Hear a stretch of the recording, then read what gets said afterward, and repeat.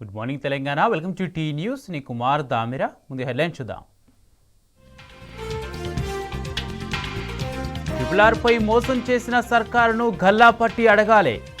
రైతులంతా ఐక్యంగా ఉండి నిలదీయాలని కేటీఆర్ పిలుపు.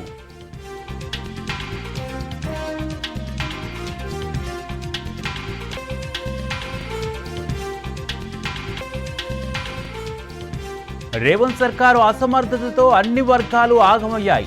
కాంగ్రెస్ పార్టీ ప్రజల్ని నిలువునా మోసం చేసిందన్న కేటీఆర్.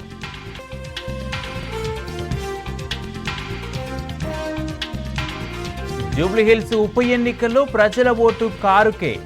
కాంగ్రెస్ చేపట్టిన సర్వేలోనూ ముందంజలో బీఆర్ఎస్.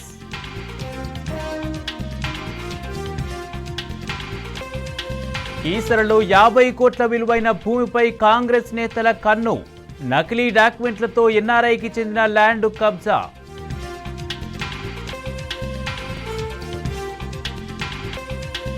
వంద ప్లాట్లకు హెచ్ఎండిఏ వేలం, అమ్మింది 3.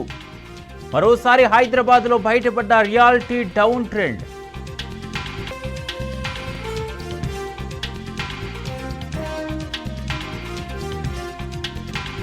ఇరవై 25న మరో అల్పపీడనం. 26, 27 తేదీల్లో భారీ వర్షాలు. నెలాఖరు వరకు వానలుంటాయని వాతావరణ శాఖ హెచ్చరిక.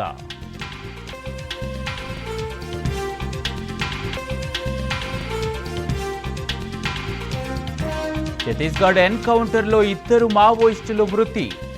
మృతులు రామచంద్రారెడ్డి, సత్యనారాయణ రెడ్డి తెలంగాణ వాళ్లే.